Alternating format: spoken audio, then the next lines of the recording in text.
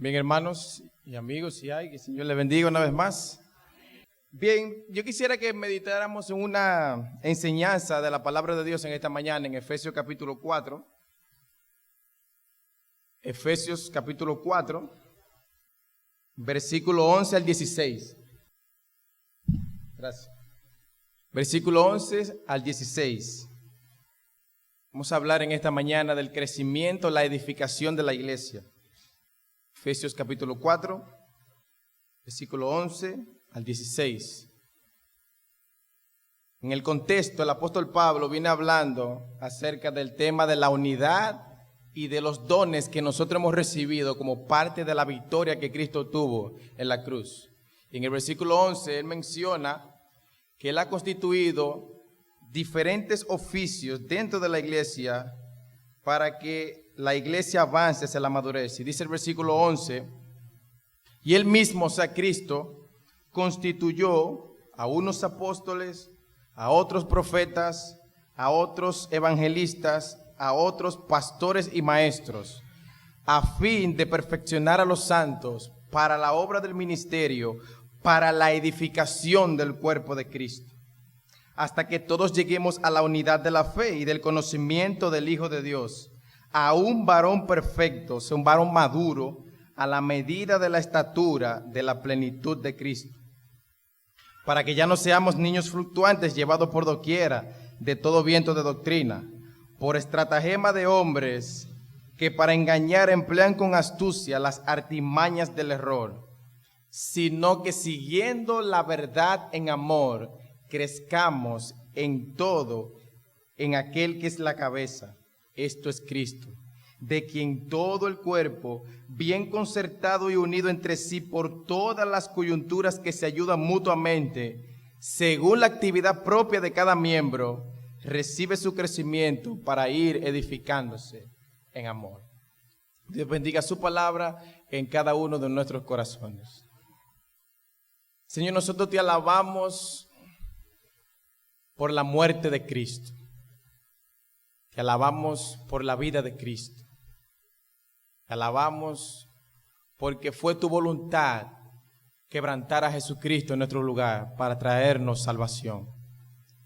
Pero Señor, te alabamos también porque tu poder operó en Cristo resucitándole de entre los muertos.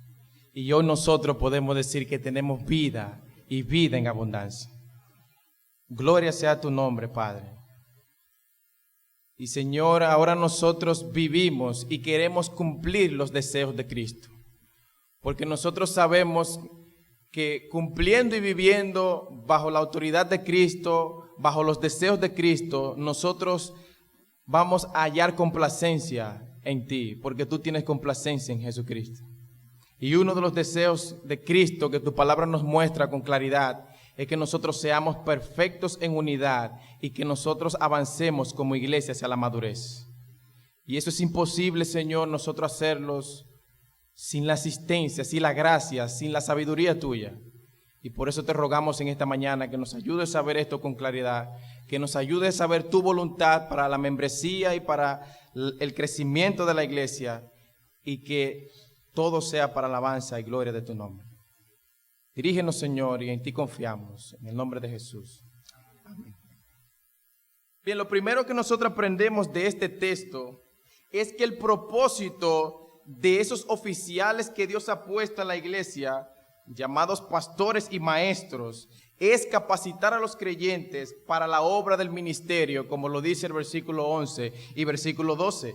Dice que Cristo mismo constituyó a unos apóstoles, a otros profetas, a otros evangelistas, a otros pastores y maestros, a fin de perfeccionar a los santos para la obra del ministerio, para la edificación del cuerpo de Cristo. Esa palabra que aparece ahí como perfeccionar en nuestro texto puede ser traducida como equipar. Esta es la misma palabra que aparece en Marcos capítulo 1, versículo 19, cuando dice que Jacobo y Juan remendaban sus redes. Esa palabra también en aquellos días era utilizada para hablar cuando un hueso se salía de sitio y un médico lo encajaba. Esa palabra tiene la idea de restaurar algo y volverlo a su condición original. Unas redes remendadas, o sea, sin hoyos, serán útiles y efectivas en la labor de atrapar peces en el mar. Y eso es lo que los pastores están llamados a hacer dentro de las iglesias locales.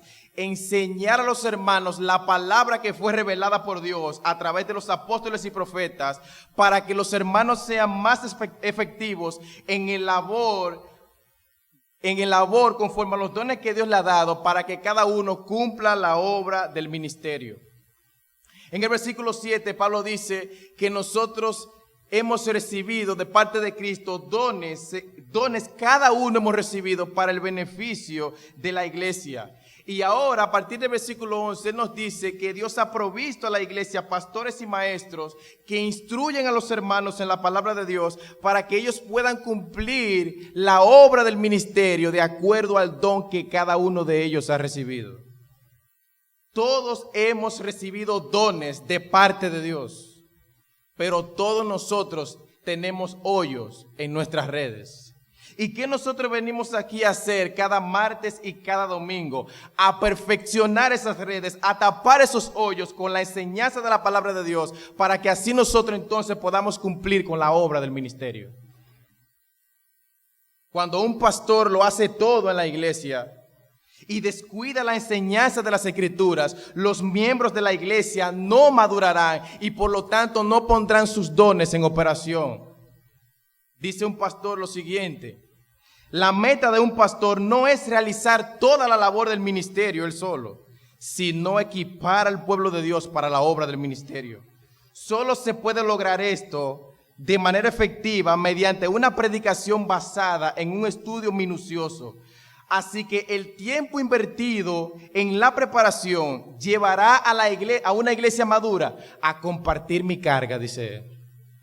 Si tú eres creyente, si tú eres un verdadero cristiano, tú cuentas con dones y capacidades que Cristo mismo te ha dado para que tú sirvas en la iglesia donde Él te ha colocado.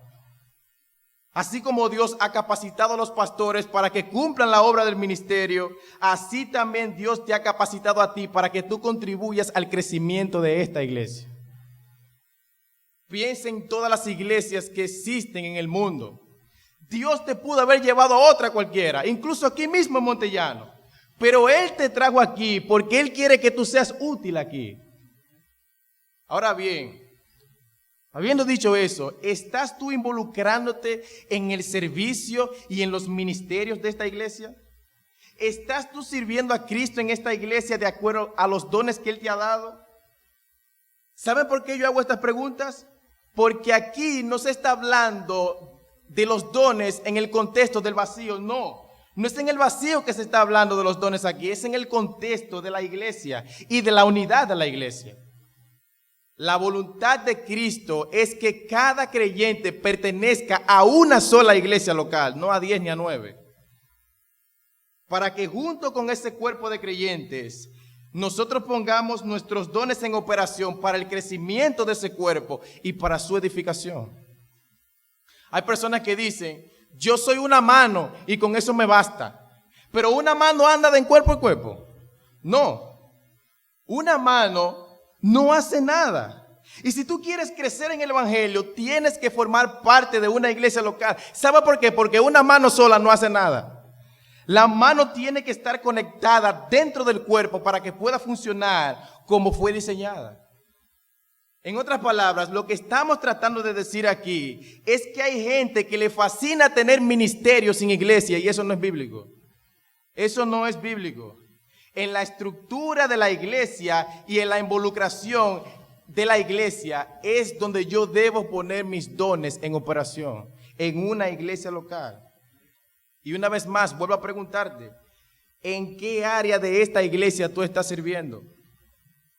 ¿Haces tu uso de la predicación que aquí se imparte cada martes y cada domingo? ¿O tú eres solamente un simple oidor? Hermano, el ministro del Señor no solamente son los pastores, sino tú también. Ministros somos todos. Y Dios ha dado a los pastores para que equipen a los ministros, para que puedan cumplir con la obra del ministerio. Mi amado hermano, yo te aseguro que en esta iglesia aquí hay muchas cosas que hacer. Hay muchas cosas que hacer en esta iglesia. Hay hermanos que consolar, hay enfermos que hay que visitar. Algunos quizás andan desordenadamente y necesitan ser amonestados. En Montellano hay muchas almas que evangelizar. Se necesitan hermanos que oren, que ofrenden, hermanos que sirvan, hermanos que ayuden. Y yo te pregunto, ¿dónde tú estás sirviendo? ¿Dónde?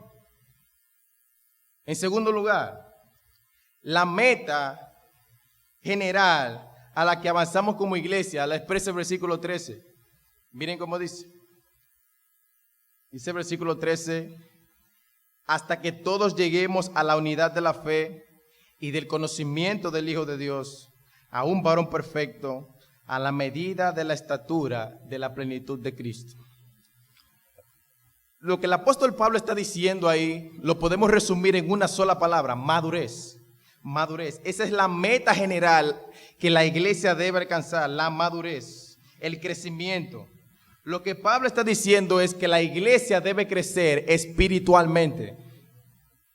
El éxito de un ministerio no es que tenga mucha gente, ni que dependa de mucho dinero. No, el éxito está en alcanzar la madurez. Ahí es que está el éxito.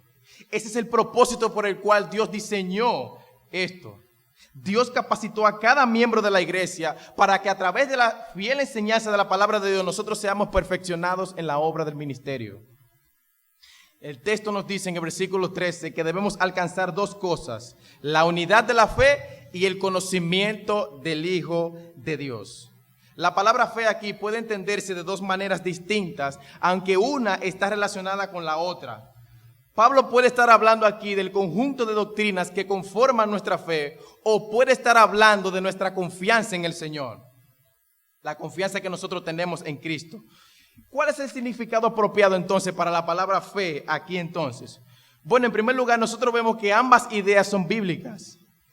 Y en segundo lugar, una cosa tiene que ver con la otra, porque nuestra confianza en Cristo descansa en lo que la Biblia enseña acerca de Él.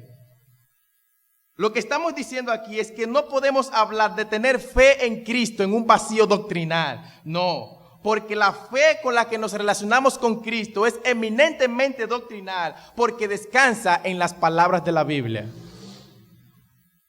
Y entonces es de esa relación con Cristo y con su palabra de la que Pablo está hablando en este texto. La meta que debemos procurar como iglesia, hermanos, es que lleguemos todos a tener una comunión íntima y más cercana con nuestro Señor. Y para eso es necesario tener un entendimiento claro acerca de lo que la Biblia enseña de Él. Y ese entendimiento que tenemos de Cristo se puede traducir en una plena confianza en Él. La unidad de la iglesia depende enteramente de nuestra relación con Cristo. Cuando un miembro de la iglesia cultiva una relación de más confianza, de más intimidad, de más cercanía con Cristo, a la medida nosotros nos acercamos unos a otros. Es por eso que un creyente debe mantenerse puro y en completa salud espiritualmente hablando, porque si no lo hace, estará afectando a todo el cuerpo. La meta que tenemos por delante, hermanos, como iglesia, es ser semejantes a Jesucristo en todo. En todo. Noten cómo Pablo amplía este concepto ahí mismo en el versículo 13. Hasta que todos lleguemos a la unidad de la fe y del conocimiento del Hijo de Dios. Y dice, a un varón perfecto, a la medida de la estatura de la plenitud de Cristo. Como leía ahorita, la palabra perfecto puede traducirse como maduro en nuestro texto. Y a la vez también el apóstol Pablo la utiliza como un contraste con la palabra niño en el versículo 14. Debemos ser hombres, varones maduros, para que ya no seamos niños fluctuantes, como él dice en el versículo 14. Ese varón perfecto tiene como modelo, tiene como patrón a nuestro Señor Jesucristo. Pablo dice en Romanos capítulo 8, versículo 29, que todos los hijos de Dios fueron predestinados para ser hechos conforme a la imagen de su Hijo. Fuimos predestinados para conformarnos a la imagen de Jesucristo. La meta que procuramos alcanzar como iglesia es una plena conformidad con Cristo. Estamos llamados a imitar su carácter santo, imitar su obediencia, su amor, su servicio al Padre. Dice Primera de Juan capítulo 2 versículo 6 que el que dice permanecer en él debe andar como él anduvo. Y el apóstol Pablo dice en Primera de Pedro capítulo 2 versículo 21, pues para esto fuisteis llamados, porque también Cristo padeció por vosotros, dejándonos ejemplo para que sigáis sus pisadas. Todos los miembros de la iglesia, en dependencia del Espíritu Santo y a través de una cercana comunión con Cristo, debemos crecer más a su semejanza y más a su imagen. Dice 1 Corintios capítulo 3 versículo 18, por tanto, nosotros todos, mirando a cara descubierta como un espejo la gloria del Señor, somos transformados de gloria en gloria en la misma imagen como por el Espíritu del Señor. En la medida en que contemplamos cada vez más la gloria de Cristo, más nosotros nos parecemos a Él. ¿Y qué dice nuestro texto en Efesios capítulo 4, versículo 13? Que debemos llegar a la unidad de la fe y del conocimiento del Hijo de Dios, a un varón perfecto, a la medida de la estatura de la plenitud de Cristo. Míralo ahí. A la medida de la estatura de la plenitud de Cristo. Ahora bien, ¿cómo se refleja ese crecimiento en la vida y el ministerio de la iglesia? Esto nos lleva a nuestro tercer encabezado. Las marcas que evidencian ese crecimiento que nosotros estamos avanzando hacia la madurez. Versículos 14 y 15. Dice el texto, para que ya no seamos niños fluctuantes, llevados por doquiera de todo viento de doctrina, por estratagema de hombres, que para engañar emplean con astucia las artimañas del error, sino que siguiendo la verdad en amor, crezcamos en todo en aquel que es la cabeza, esto es Cristo. Pablo menciona básicamente dos marcas de madurez en nuestro texto, una negativa y otra positiva. Veamos en primer lugar entonces la negativa, la que él da en el versículo 14. Dice, para que ya no seamos niños fluctuantes, llevados por doquiera de todo viento de doctrina, por estratagema de hombres que para engañar emplean con astucia las artimañas del error. La primera meta o marca de crecimiento que el apóstol Pablo presenta aquí es que debemos tener estabilidad doctrinal. Estabilidad doctrinal. Un cristiano no será arrastrado por los vientos huracanados de la falsa doctrina, porque eres una persona que tiene estabilidad doctrinal. La figura que el apóstol Pablo utiliza aquí es la de un barco en alta mar azotado por una poderosa tormenta. La palabra que se traduce aquí como fluctuantes significa literalmente ser zarandeado por las olas. Los creyentes inmaduros serán llevados de un lado a otro por los vientos huracanados de las falsas doctrinas. Son las personas que siempre están buscando nuevas teorías, están buscando cosas nuevas fuera de las Escrituras. La estabilidad doctrinal, la falta de convicciones y firmes es una de las marcas de inmadurez en las Escrituras. Una persona madura no es así. Él conoce las Escrituras, él conoce sus doctrinas y por lo tanto no se deja mover fácilmente de las falsas doctrinas. Él sabe distinguir la verdad del error. Ahora bien, yo quiero que ustedes noten que el apóstol Pablo está hablando de todo esto. Es en el contexto de la unidad de la iglesia. Es en este contexto que él lo dice. La inestabilidad doctrinal no promueve la unidad, sino que la destruye. Y nosotros tenemos que ser muy cuidadosos con eso. Por eso es importante que una iglesia local tenga bien claras sus doctrinas y estén bien arraigadas de la palabra de Dios, porque ellas nos ayudarán a que la unidad crezca dentro de la iglesia. ¿Y qué sucede entonces cuando un creyente no posee estabilidad doctrinal? Será presa fácil de los engañadores. El versículo 14 lo dice. Dice, para que ya no seamos niños fluctuantes y llevados por doquiera de todo viento de doctrina. Dice, por estratagema de hombres que para engañar emplean con astucia las artimañas del error. La palabra que Reina Valera aquí traduce como artimaña es cubeia en el original. De la palabra griego cubos, de donde viene nuestra palabra en español, cubo o dado. La figura que él está presentando aquí es la de un hombre que para engañar, que para ganar en el juego de dados, emplea engaños. Y así son los falsos maestros. Tuercen aquí, tuercen allí y nos presentan algo que parece ser verdad, pero no es verdad. No es verdad. Hermanos, las falsas doctrinas corrompen, daña, el error daña. Y en este contexto lo que daña es la unidad de la iglesia. ¿Cómo nosotros podemos conocer el error, aún en su aspecto más oculto? Conociendo a fondo la verdad. Conociendo a fondo la verdad. Es por eso que el ministerio de enseñanza y de predicación en la iglesia es tan importante en la iglesia. Es por eso que es muy importante. Si nosotros estamos bien instruidos en la palabra de Dios, vamos a saber identificar la verdad del error. ¿Qué es lo que hacen con los cajeros? A ellos se les entrena para que conozcan el papel moneda, el verdadero, hasta en su más íntimo detalle. Y cuando a ellos le cae un falso en la mano, ellos saben identificarlo. ¿Pero por qué? Porque ellos conocen el verdadero.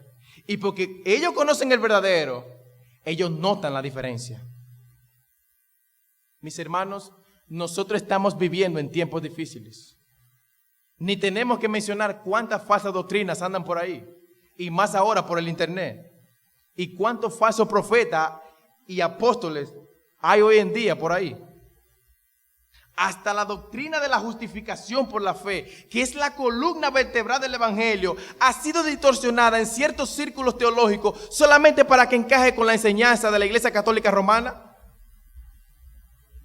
Es por eso que cada creyente debe estar capacitado para estudiar su Biblia de manera personal y conocer a profundidad sus doctrinas, porque lo que está en juego aquí es demasiado serio. Lo que está en juego aquí es el honor de Cristo, la salud espiritual de la iglesia y la salvación de los pecadores. Hay un segundo elemento que Pablo menciona como síntoma de madurez que la iglesia debe alcanzar. Y es que los verdaderos creyentes manifiestan una vida cristiana práctica, arraigada en la verdad y el amor. Los verdaderos creyentes manifiestan una vida cristiana práctica, arraigada en la verdad y el amor. Versículo 15. Dice la palabra de Dios, sino que siguiendo ¿qué? La verdad en amor, crezcamos. Noten cómo Pablo pone la meta de nuevo delante de nuestros ojos. Crezcamos en todo, en aquel que es la cabeza. Esto es Cristo. La palabra que Reina Valera traduce como siguiendo la verdad es una sola palabra literalmente que encierra varias ideas. Se puede traducir como aferrándonos a la verdad, manteniendo la verdad, viviendo y hablando verdad o siendo veraces. Lo que Pablo quiere enseñarnos a nosotros es que la palabra de Dios sea la única que gobierne toda nuestra vida. Que la palabra de Dios sea la única que gobierne nuestros pensamientos, nuestra manera de hablar. Que la palabra de Dios controle todas las áreas de nuestra vida, en nuestro trabajo, en el hogar, en la iglesia, en el mundo. Eso es lo que nos está enseñando. Pablo quiere que la verdad de Dios sea la que gobierne nuestra vida y que lo haga en un clima de amor, siguiendo la verdad en amor. Y el amor es una característica que resalta en esta palabra, en esta carta, de Pablo a los Efesios. Noten el capítulo 1, versículo 4.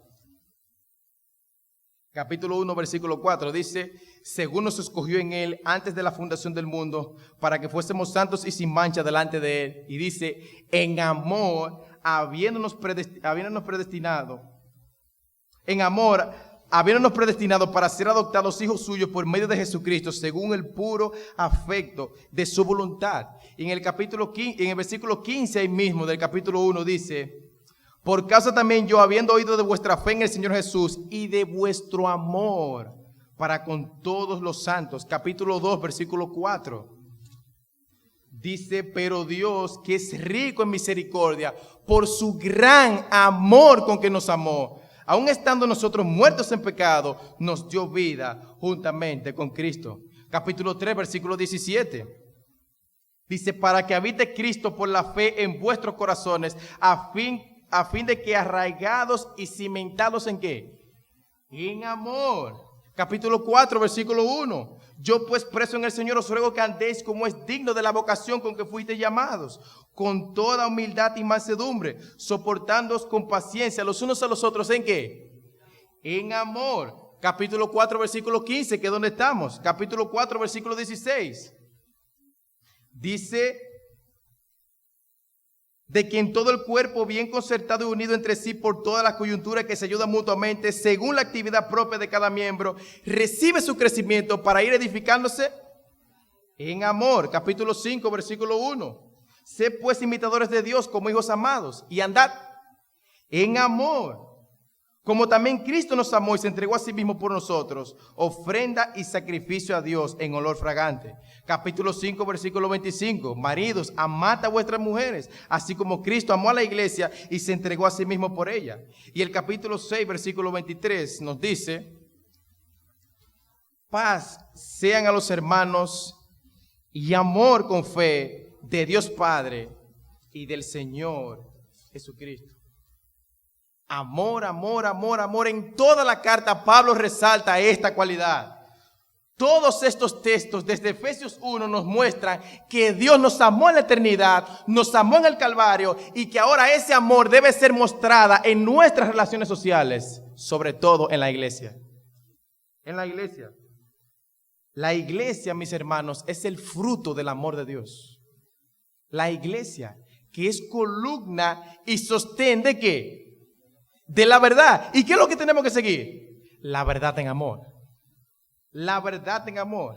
La verdad y el amor siempre deben estar operando juntos en cualquier ministerio de toda iglesia local. Así como la herejía crece en un corazón engañoso, así también la verdad crece en un corazón que está gobernado por el amor. Nosotros queremos seguir avanzando como iglesia hacia la madurez. La fórmula que Pablo plantea que debemos seguir es: sigue la verdad en amor. Sigan la verdad en amor. Y miren cuál es el propósito por el cual debemos seguirla, según el versículo 15. Dice, para que crezcamos en todo, en aquel que es la cabeza. Esto es Cristo. Una vez más Pablo pone delante de nuestros ojos el crecimiento. Nuestra meta al seguir la verdad y el amor es que nosotros crezcamos o que nos parezcamos a Cristo en todo. Hermanos, la gente de Cristo piensa como Cristo, actúa como Cristo y habla como Cristo, porque no hay nada más que Cristo en el centro del corazón. Debemos evaluar las cosas como Cristo. Debemos vivir como Cristo, servir como Él, obedecer a Dios como Él. El cristianismo, mis hermanos, es Cristo. Él es nuestro Salvador, Él es nuestro Maestro, Él es nuestro patrón de vida. El cristianismo es Cristo. Pero quizás tú estés pensando ahí sentado en esta mañana y que yo soy muy débil y muy pequeño. Pero si tú eres creyente, no pienses así. Si tú eres miembro de esta iglesia, tú debes entender que el deseo de tu Señor es beneficiar a este cuerpo a través de ti. Y mi hermano, eso no se puede hacer en tus fuerzas, ni en mis fuerzas. Él te ha capacitado para eso. Él te ha dado dones. Y juntamente con eso, también te ha dado la garantía y la ayuda de su Espíritu Santo. Cristo quiere que cada miembro de esta iglesia crezca en una plena comunión con Él y luego entonces esté capacitado para el servicio de esta iglesia de acuerdo a los dones que Él le ha dado. Mira los hermanos que están a tu alrededor aquí en esta mañana. Esta es tu iglesia, mi amado hermano. Estos son los hermanos a los que primariamente tú debes amar, servir y edificar. Estos. Mi amado hermano, esta es tu iglesia. Ama tu iglesia, no a la que tú quisieras tener, sino a la que Cristo te ha dado y te ha puesto. Y yo te pregunto, todos siempre tenemos críticas, pero ¿tú notas alguna debilidad en esta iglesia? ¿Tú notas que hay alguna debilidad en esta iglesia? si tú la notas, yo te ruego a que no vayas a buscar la respuesta yéndote a otra iglesia, sino que tú seas de ayuda para tú resolver esa debilidad que tú estás viendo. ¿Qué estás haciendo tú para resolver eso que tú estás viendo? ¿Qué estoy haciendo yo? Cuando tú veas una debilidad, trabaja por ello y ora por eso. Ora por eso. ¿En qué tú puedes contribuir cada día más para que la iglesia sea edificada en amor? ¿En qué tú puedes contribuir? Hoy en día nosotros vemos que los creyentes tienen un desinterés por la iglesia local. Un desinterés, profesan ser cristianos, pero no tienen ningún compromiso con ninguna iglesia local, de congregarse en una iglesia local. Y hermanos, ese no es el cristianismo que nosotros encontramos en la Biblia. En este pasaje nosotros hemos visto que el propósito y el plan de Dios es que cada creyente pertenezca y crezca en una iglesia local. La iglesia es el cuerpo de Cristo, es el organismo por el cual Cristo opera en este mundo. Por lo tanto, es imposible madurar y dar los frutos como cristianos si no es en el contexto de una iglesia local. Es imposible eso. Más adelante en esta carta, Pablo estará hablando de cómo un cristiano debe vivir en el mundo, en el trabajo, incluso hasta en el hogar. Pero lo primero que él hace antes de hablar de eso es hablar de cómo un cristiano debe vivir en la iglesia. Y es que nadie va a progresar en otras áreas hasta que aprenda a vivir como cristianos en la iglesia. Nadie. Como bien señala un comentarista, aquellos que fallan en la iglesia fallarán en todo lugar y detendrán el progreso espiritual de otros. Es aquí, en la iglesia, la casa de Dios, que es la iglesia del Dios vivo, columna y baluarte de la verdad. Que aquí en la iglesia es donde el cristiano es equipado con la verdad de Dios para él poder vivirla en el mundo, en el trabajo y en el hogar. Mi amado hermano, tú necesitas la iglesia. Yo necesito la iglesia. Y es verdad que es importante que tu nombre aparezca quizás en la lista de membresía de esta iglesia. Pero lo que queremos resaltar no es eso. Es que tú tengas un contacto directo con esta iglesia. Es que tú ames esta iglesia. Es que tú edifiques esta iglesia. Es que tú te comprometas a estar los martes aquí orando por tu iglesia. Eso es lo que nosotros queremos decir. Hermanos, tener desinterés por la iglesia es una de las marcas más claras de inmadurez. Hermanos, nadie puede dar frutos sin la iglesia. Porque separados de Cristo nada podemos hacer y Él es la cabeza de la iglesia. Hermanos, cuán importante también es la unidad dentro de la iglesia. Esto es algo que debe ser diligentemente preservado y debe ser vigilado, como Pablo menciona en el versículo 3. Somos uno en Cristo y debemos ser solícitos, diligentes en guardar, preservar la unidad del Espíritu en el vínculo de la paz. Y eso no es tarea de un día, sino que tú y yo debemos preservar la unidad que ya Cristo ha creado. Porque la iglesia no puede crear unidad, sino preservar la que ya Cristo ha creado.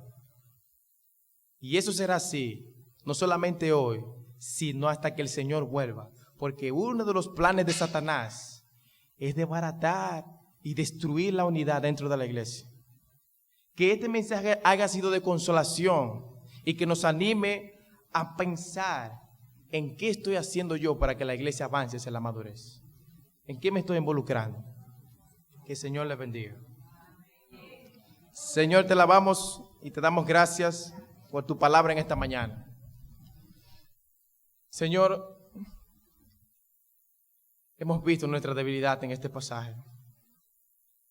Ayúdanos a través de la enseñanza de tu palabra a remendar nuestras redes para que seamos más efectivos en el labor de ministerio. Señor, que nosotros podamos cumplir con las funciones que tú nos has llamado. Señor, tú no nos darás una tarea que la que nosotros no podamos cumplir. Tú no eres como Faraón, Señor, que manda y no da paja, sino que tú nos mandas y nos has capacitado para lo que nos has mandado. Señor, ayúdanos a ver con claridad lo que tú quieres que nosotros hagamos y que nosotros podamos edificar más y quejarnos menos. Y que todo, Señor, lo que nos motive, el motor que mueva nuestros corazones a servir en esta iglesia, sea la gloria de tu nombre. Porque así te lo pedimos, Señor, y te oramos en el nombre de Cristo. Amén. Dios le bendiga.